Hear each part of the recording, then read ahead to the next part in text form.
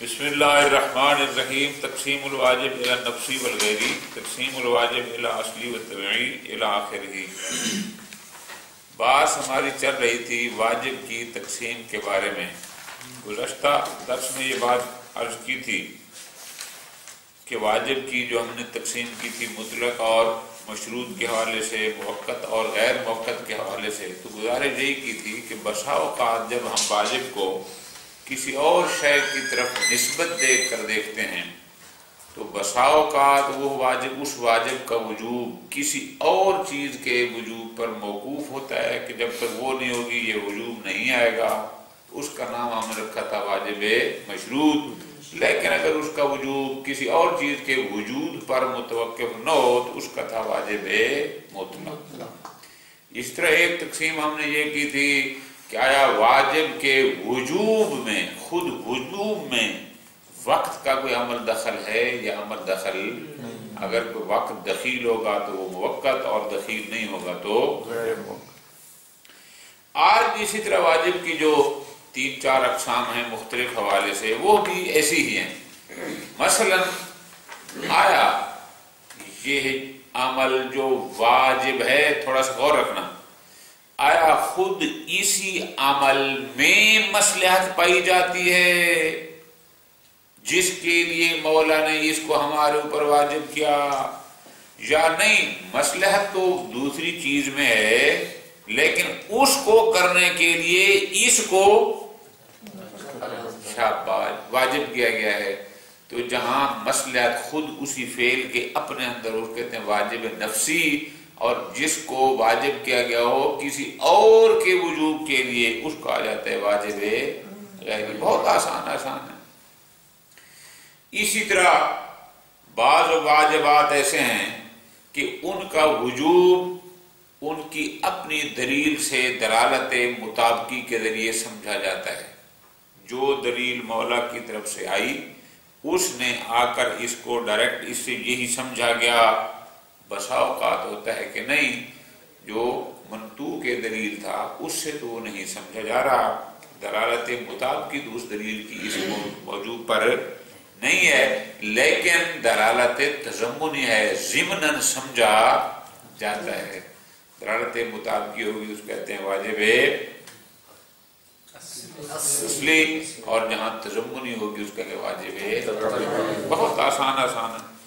اسی طرح فرماتے ہیں واجب کی ایک اور تقسیم وہ بھی بڑی آسان سی ہے کہ آیا اس واجب کا وجوب ہر فرد پر، ہر مکلف پر اس انداز میں ہے کہ جب تک ہر مکلف خود اس کو بجا نہیں لائے گا اس کا ذمہ بری. یا یہ ہے کہ نہیں، خطاب تو تمام انسانوں کو، تمام مکلفین کو ہے، لیکن اگر کوئی ایک بھی کر دے تو باقیوں کا ذمہ بری. پہلی قسم کو کہتے ہیں واجب اور دوسری کہتے ہیں واجب. اسی طرح ایک اور تقسیم ہے بہت آسان سی، واجب تعیینی اور مولا نے ایک حکم دیا ہے کہ یہ کام تو پر کرنا ہے. وہ کام ایسا ہے کہ اس کا کوئی متبادل موجود نہیں ہے، بس وہی ہے اور بس. یہ نہیں کہ اس کی بجائے یہ کر لیں تو بھی چل جائے گا، ایسا نہ ہو، اس کو کہتے ہیں واجب. لیکن اگر مولا نے ایک امر واجب کیا، ایک کام فرض کیا کہ یہ کام کرو، لیکن اس کو کسی ایک میں منحصر اس کے 2-3 آپشن دے دیے، ہر ایک کا کوئی نہ کوئی بدل دے دیا کہ یہ نہیں تو یہ کر لو، وہ بھی نہیں تو فلاں کر لو. جہاں آپشن مختلف موجود ہوں، بدل موجود ہوں، اس کو کہا جاتا ہے واجب تخییری. بہت آسان سے ہیں. اس کے بعد پھر آخری ایک واجب اور رہ جاتا ہے، وہ کون سا؟ ضروری نہیں، آغا جان سمجھنا ہے، ضروری نہیں کہ کوئی بھی واجب تب تک ادا نہ ہو سکتا ہو جب تک اس میں قصد قربت نہ کیا جائے. فرماتے ہیں نہ، یہ ضروری، بلکہ واجبات 2 قسم کے ہیں. بعض واجبات ایسے ہیں جب تک قصد قربت نہ ہوگا وہ ادا ہو ہی نہیں سکتا، اور بعض واجبات ایسے ہیں کہ جہاں اصل قصد قربت کی ضرورت آپ کریں تو چاہے آپ کا ہاتھ نجس تھا، آپ نے دریا میں ایسے ہاتھ مارا، آپ کا ہاتھ پاک ہو گیا، چاہے آپ کی پاک ہونے کو قصد تھا چاہے نہیں تھا، قصد قربت تھا چاہے، لیکن سارا دن آپ دریا میں نہاتے رہیں، سارا دن آپ سمندر میں غوطے لگاتے رہیں اور آپ نے نیت قصد قربت نہ کیا غسل یا وضو کا، وہ حاصل ہے شاباش۔ تو جہاں موقوف ہو قصد قربت پر وہ تعبدی، اور جہاں اس کی ضرورت نہ ہو وہ ہو جائے گا۔ اس قسم کے توسلیات بھی اسلام میں بہت ہیں۔ یہ نفسی اور اصلی میں کیا فرق ہے؟ جی واجب نفسی اور اصلی آگے بتا رہا ہوں میں۔ واجب اصلی کی جو تقسیم ہے طبی کی، وہ ہے کہ وہ دلیل کا مدلول مطابقی ہے، وہ دلیل کے حوالے سے ہے۔ نفسی اور غیری میں نے ابتدا میں کہا ہے، نفسی اس حوالے سے ہے خود اس فعل میں کوئی مصلحت پائی جاتی تھی جس کے لیے مولا نے اس کو لازم قرار دے دیا۔ جیسے نماز ہے، خود فعل صلاۃ میں مصلحت تھی، اس کو لازم کیا تو یہ بن جائے گا نفسی۔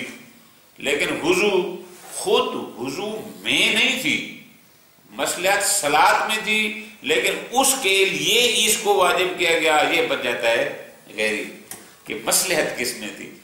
پہلی ہے مصلحت کے وجود کے حوالے سے، دوسری تقسیم ہے دلیل کے دال ہونے کے، کہ آیا وہ وجوب اس کا مدلول مطابقی بنتا ہے یا مدلول تضمنی بنتا ہے، اس حوالے سے۔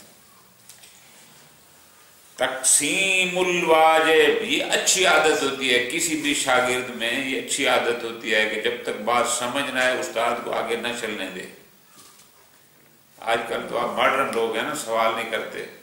بزرگان یہ کہتے تھے کہ جس طالب علم میں متعلم میں کیوں نہیں ہے نا، وہ طالب علم ہی نہیں ہے۔ اچھا طالب علم وہی ہوتا ہے، اچھا متعلم وہی ہوتا ہے کہ وہ استاد کے سامنے سوال کرے۔ سوال اس لیے نہیں کہ وہ وقت ضائع کرنے کے لیے، گپ شپ لگانے کے لیے، سوال کا مطلب یہ ہوتا ہے کہ جو اس کو سمجھ نہیں آیا اس کا حق ہے کہ وہیں بول پڑے اور استاد کو آگے نہ چلنے دے جب تک کہ، اور جواب میں اچھا استاد وہ ہوگا کہ جب تک کلاس مطمئن نہ ہو وہ آگے نہ بڑھے۔ یہ سوال کرنا ایک اچھی صفت ہوتی ہے اور آپ اس کو اپنے اندر پیدا کریں۔ انشاءاللہ جب آپ حوضے میں جائیں گے اور وہاں سینکڑوں یا ہزاروں بیٹھے ہوں گے تو وہاں الحمدللہ ادھر سے کھڑا ہو کے سوال کرتا ہے، ادھر سے کھڑا ہوتا ہے، تو جو مضبوط استاد ہوتے ہیں وہ خوش ہوتے ہیں کہ ہمارے شاگردوں میں اتنی طاقت ہے کہ اٹھ کر ہمارے اوپر سوال کر سکتے ہیں۔ تو یہ سوال کرنا اچھی عادت ہوتی ہے، اس کو اپنانا چاہیے۔ تقسیم الواجب الی نفسی والغیری، واجب نفسی ہوا ما وجب لنفسہ، چونکہ میں نے پہلے دن آپ خدمت میں گزارش کی تھی کہ یہ ہے نا الموجز، اس کا مطلب ہے صرف موٹی موٹی فی الحال اس طرح سمجھانا ہے، زیادہ ٹینشن میں ڈالنا ان کا مقصود۔ ہاں آگے جب جائیں گے، اب انہوں نے اتنا لکھا ما واجب لنفسہ، جو اپنے لیے واجب ہو۔ میں نے اس کو تھوڑی سی وضاحت کی آپ کے لیے کہ چونکہ اگر اس شے میں مصلحت تھی اور اس کی اس موجود مصلحت کے لیے مولا نے اس کو فرض کیا تو یہ بن جائے گی واجب نفسی، جیسے صلاۃ ہو گئی۔ اس کے مقابل میں دوسری ہوگی واجب غیری، ما واجب لغیرہ، اس کے اپنے اندر مصلحت نہیں تھی، مصلحت تھی صلاۃ میں، لیکن اس کے لیے اس کو شاباش واجب کیا، جیسے وضو بالنسبت الی، یہ ہو جائے گا واجب غیری۔ تو یہ تقسیم ہو گئی خود مصلحت کے حوالے سے، ٹھیک۔ تقسیم الواجب الاصلی و تبعی، میں نے گزارش کی ہے، بہت آسان کوشش کرتا ہوں کہ بات سمجھ میں آ جائے۔ آسان کیا ہے؟ یہ ہے دلیل کی دلالت کے حوالے سے کہ آپ نے وجوب سمجھا کہاں سے۔ مثلا اذا کان الوجوب مفاد خطاب مستقل ومدلولا بالدلالة المطابقیہ، اس واجب کے وجوب کے لیے مولا کی طرف سے ایک مستقل خطاب موجود ہے، مستقل حکم موجود ہے، اور یہ وجوب اس کا مدلول مطابقی۔ بہت آسان مثالیں دی ہیں۔ اقیم الصلاۃ، نماز کے لیے مولا کی طرف سے خطاب مستقل، یہ ہوتا ہے خطاب مستقل، اس کے لیے خصوصی، ہم اپنی اردو زبان میں کیا کہیں گے کہ جس کے لیے اسپیشل مولا نے ایک حکم نامہ جاری فرمایا ہو، یہ آسان ہو گیا نا، خصوصی خطاب میں اسپیشل حکم نامہ اس کے لیے۔ فالواجب اصلی، جہاں جس واجب کے وجوب کے لیے خطاب مستقل حکم نامہ موجود ہو، اس واجب کا آتا ہے واجب اصلی۔ اب اس میں فرق نہیں ہے کہ وہ اصلی چاہے نفسی ہو تو چاہے غیری، گزارش میں نے کیا نا، یہ تقسیم ہے دلالت کے لحاظ سے، دلیل کے حوالے سے، اوپر والدی مصدر کے حوالے سے۔ مثلا واجب اصلی اور واجب اصلی نفسی، اقیم الصلاۃ و آتوا الزکوٰۃ، اب یہاں اقیم الصلاۃ یا آتوا الزکوٰۃ یہ خطاب مستقل ہے وجوب صلاۃ کے لیے، وجوب زکوٰۃ کے لیے، اور اس پر جو وجوب ہے وہ اس کا مدلول مطابقی ہے، کوئی تضمن التزام ہو جو ہم منطق میں پیچھے پڑ چکے ہیں وہ نہیں ہے، بلکہ بالکل مطابقی۔ او غیرین، بسا اوقات واجب کا وجوب اصلی ہوتا ہے لیکن وہ خود غیری ہوتا ہے، کیوں؟ اصلی کیوں ہوتا ہے؟ اصلی اس لیے ہوتا ہے کہ اس کے لیے خطاب مستقل موجود ہے، جیسے یا ایھا الذین آمنوا اذا قمتم الی الصلاۃ فاغسلوا، بات سمجھ آ رہی ہے اسی آیت میں؟ اذا قمتم الی الصلاۃ، یعنی اصل مصلحت صلاۃ میں ہے، اور چونکہ تم نے صلاۃ ادا کرنی ہے اس کے لیے فاغسلوا۔ اب یہ فاغسلوا اس لحاظ سے کہ مسئلہ صلاۃ میں تھی تو واجب غیری بن گیا، لیکن اس لحاظ سے کہ فاغسلوا خطاب مستقل ہے تو اس لحاظ سے یہ بن جائے گا اصلی۔ اما اذا کان بیان وجوب الشیء من توابع ما قصدت افادته، لیکن اگر کسی چیز کا وجوب خطاب مستقل کا مدلول نہ ہو بلکہ ہم ضمناً اس کو سمجھتے ہیں کہ اگر یہ ہے تو ضمناً یہ بھی واجب ہے، مولا نے تو فقط اتنا خواہش کر اللہ کہ بھائی یہ 500 روپیہ لو اور چکن لے آؤ، بس اس کے آگے مولا نے کچھ نہیں کہا، مولا نے تو کہا ہے گوشت خریدو، اب اس کے لیے جناب مرکز میں جانا، وہاں بنوانا، یہ سارے اس کی بس الدال ضمناً علی وجوب المشی کہ یہی گوشت خرید کے لاؤ تو گوشت خریدنا مدلول مطابقی، لیکن بازار جانا ہے مدلول ہے واجب، لیکن اس پر دلالت مطابقی نہیں بلکہ اس کے ضمن میں سمجھی جاتی ہے، بس اس کو کہا جاتا ہے یہ ہے واجب طبعی اور بالطبع، سمجھا گی بات؟ کیوں؟ اس لیے لم یسق الکلام الی بیان الا طبعا، اس لیے کہ مولا کی کلام میں اتنا گوشت خرید کے رہو، اب باقی بازار جانا خطاب میں ایسی کوئی بات نہیں تھی، لیکن یہ چونکہ ضمناً سمجھی گئی ہے، اردو میں بھی سمجھ آ جاتی ہے طبعاً تابع سے کہ اس سے سمجھ۔ پانچویں تقسیم واجب کی ہے عینی اور کفائی کی طرف، یہ کیا ہے جی؟ فرماتے ہیں الواجب العینی ما تعلق فیہ الامر بکل مکلف، مولا نے ایک حکم صادر فرمایا اور فرمایا کہ ہر وہ شخص جو مکلف ہے، بالغ، عاقل، مختار، فلاں فلاں جو شرائط ہوتی ہیں، بس اس کو یہ کام کرنا ہے۔ ولا یسقط عنہ بفعل غیر، ساری دنیا وہ کرتی رہے، جب تک تو خود نہیں کرے گا تیرے سے یہ حکم ساقط، اس کو کہا جاتا ہے واجب عینی، جیسے فرائض۔ دوسرا ہوتا ہے واجب کفائی، وہ کیا ہوتا ہے؟ ما تعلق فیہ الامر بعامۃ المکلفین، مولا کا حکم آ گیا، جو شخص مسلمان مر جائے تمام مسلمانوں پر واجب ہے اس کی تجہیز و تکفین، صلاۃ، دفن وغیرہ سب پر واجب ہے، لیکن نماز صبح نماز ظہر کی طرح نہیں، طریقہ کیا ہے؟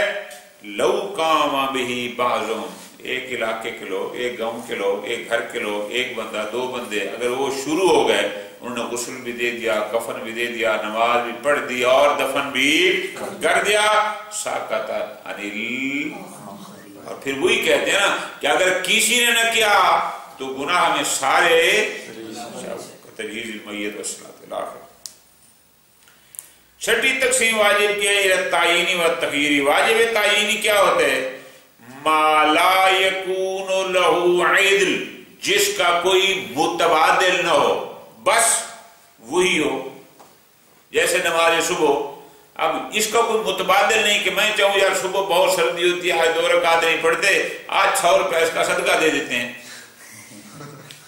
ٹھیک ہے جی، یا جناب 5 بندوں کو چائے پلا دیتے ہیں، آج صبح اٹھا نہیں جاتا، نہ، ہر وہ واجب جس کا کوئی متبادل نہ ہو اس کو تعینی کہتے ہیں۔ اور واجب تخییری ہوا ما لہ عدل، لیکن جہاں اس کا کوئی کہ یہ کرو سر جی یہ نہیں کر سکتا، اچھا وہ کر دو، جناب یہ ممکن نہیں، اچھا وہ کر دو، جہاں ایک کا کوئی متبادل موجود ہو، ہے واجب، تینوں نہیں کریں گے تو گناہگار، چاروں نہیں کریں گے تو گناہگار، جتنے بھی اس کے افراد متصور ہوں گے مولا کی طرف سے ہوں گے، لیکن کسی ایک کو کفارت الافطار العمدی فی صوم شہر رمضان، جس بندے نے ماہ مبارک رمضان کا ایک روزہ جان بوجھ کے رکھا، مولا کی طرف سے حکم ہے کہ وہ 3 کام میں سے ایک کرے، کون سا؟ صوم و شہرین متتابعین، 2 مہینے کے پیدر پہ روزے، 60 مسکینوں کو کھانا یا ایک غلام کا۔ اب یہاں ہر فرد دوسرے کا متبادل، یہ کر سکتے ہو یہ کر دو، یہ نہیں کر سکتے چلو وہ کر دو، وہ نہیں سکتا پھر یہ کر دو، یعنی کوئی نہ کوئی متبادل اس کا موجود ہے۔ اس دور میں غلام سے کیا مراد ہے؟ اس دور میں غلام ہے ہی نہیں تو بس موضوع منتفی ہے، ختم ہو گیا، غلام ہی نہیں ہے تو کیا کرو۔ باقی 2 فرد موجود ہے نا، 60 مسکین ہم بیٹھے ہیں جناب، 60 مسکین آپ کھانا کھلا دیں پورا ہو جائے گا۔ تقسیم الواجب الی التوسل والتعبد، 7ویں تقسیم آخری، وہ تقسیم ہوتی ہے واجب کی کیا؟ قصد قربت کے معتبر ہونے یا نہ ہونے کے حوالے سے۔ واجب توسلی ما یتحقق امتثالہ بمجرد الاتیان بالمامور بأی نحو اتفقا۔ مولا نے کہا یہ کام کرو، جس طریقے سے بھی وہ کام ہو جائے اس کو بجا لے آؤ، من دون حاجت الی قصد قربت کی۔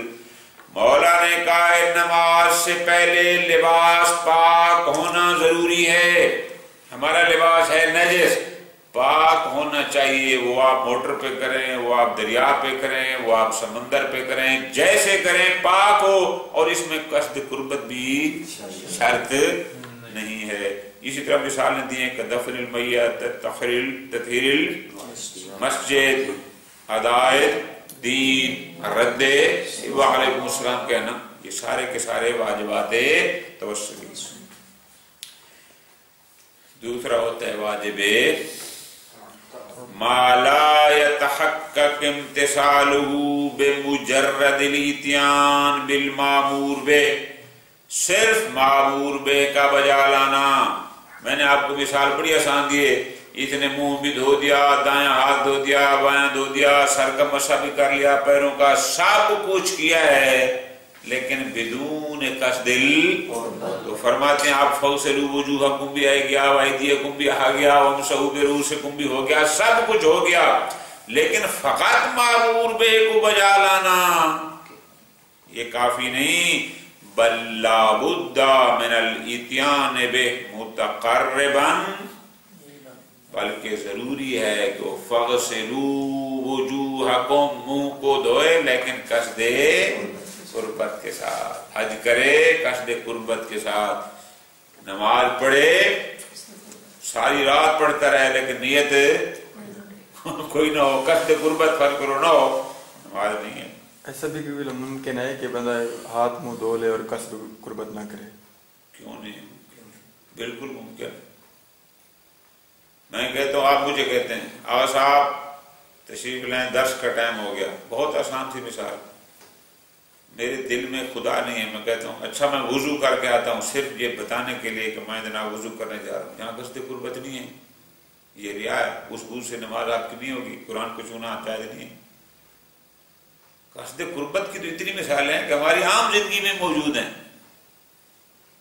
یہ لفظ کہنا میں وضو کر کے آتا ہوں، یہ قصد کا اطلاع نہیں کرتا. نہیں، میری نیت کی بات ہے نا، کہ اگر میں صرف اس لیے کہ ان کو بتانے کے لیے، ریا کیا ہوتا ہے؟ ریا تو مجھے پتہ ہے نا کہ میں ریا کر رہا ہوں یا میں قصد قربت کر رہا ہوں. ریا جہاں آ جاتے تو آپ کیا کہتے ہیں؟ باطل. تو باطل مطلب کیا ہوتا ہے؟ چونکہ قصد قربت اللہ اور ریا جمع نہیں ہو سکتے. ریا ہوتا ہے لوگوں کے لیے کام کرنا، اور یہ ہوتا ہے ابھی ہم بتاتے ہیں آگے 3 مرلے آ رہے ہیں کہ قصد قربت کیسے متصور ہوتا ہے. یہ آسان سی بات ہے، یہ عام معاملات میں ہوتا ہے. ثم ان قصد القربہ یحصل بعہد امور ثلاثہ. قصد قربت کیسے حاصل ہوگا؟ اب بالکل یہ واضح اور کلیئر ہے. فرماتے ہیں 3 قسم کی اگر ہمارے قصد ہونا تو اس کا مطلب ہے اس میں قصد قربت ہے. اگر ان 3 سے ہٹ گیا، بہت آسان. الف الاتیان بقصد امتثال امرہ سبحانہ، کوئی کام اس لیے کرنا چونکہ حکم الہی ہے، بس کرنا ہے. یہ بھی قصد قربت ہے، چونکہ حکم بس کرنا ہے. دوسری قسم الاتیان للہ تعالی، کسی کام کو کرنا خوشنودی خدا کے لیے، مع صرف النظر عن کہ میرے باقی لوگ، میرے مقتدی، میرے فلاں یہ خوش ہوں گے، فلاں نہ، صرف نظر، صرف اور صرف رضائے الہی. اور تیسرا یہ وہ جملہ ہے کہ جو مولا کائنات نے فرمایا تھا، ہاں جی، یہ وہ مرحلہ ہے یہاں پر پہنچنا بڑی مشکل مرحلہ ہے، محنت کرنی پڑے گی. وہ کون سا مرحلہ ہے؟ الاتیان بداعی محبوبیت الفعل لہ تعالی، کسی کام کو صرف اس لیے کرنا چونکہ یہ کام میرے اللہ کو پسند ہے. یہ قصد قربت ہے. یہ مشکل مرحلہ ہوتا ہے.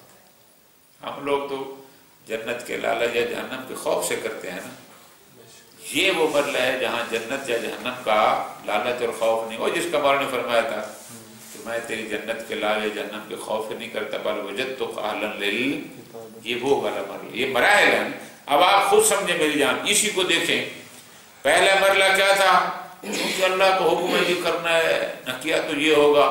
یہ ہو گیا عام سا مرحلہ. ہم لوگ جس دنیا میں رہتے ہیں، چونکہ اللہ کو حکم ہے جی نماز نہ پڑھی تو فلان جو ہوگا، اگر روزہ رکھا تمہیں عذاب ہوگا.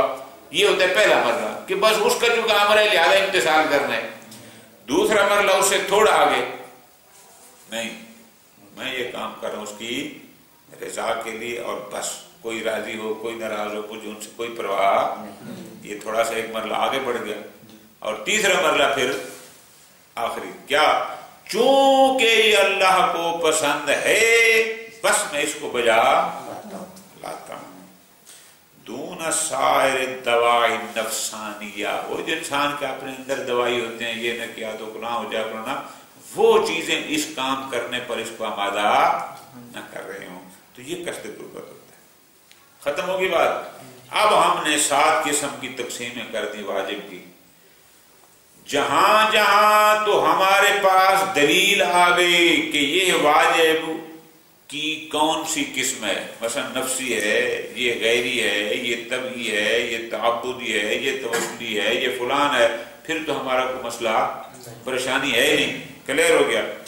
لیکن اذا شکا فی کون واجب، لیکن اگر کسی واجب کے بارے میں ہمیں شک ہو گیا، چاہے وہ توسلی ہے یا تعبدی، نفسی ہے یا غیری، عینی ہے یا کفائی، تعینی ہے یا تخیری، تو پھر اگر دلیل کسی پر ہمارے پاس نہ ہوئی تو قاعدہ کا تقاضا یہ ہے کہ واجبات میں اصل توسلی ہونا ہے، تعبدی ہونا نہیں ہے، نفسی ہونا ہے، غیری ہونا نہیں ہے، عینی ہونا ہے، کفائی ہونا نہیں ہے، تعجینی ہونا ہے، اصل تخجیری ہونا۔ باقی آپ ان کی مزید تفصیلات انشاءاللہ پھر اگلے سال رسول المظفر میں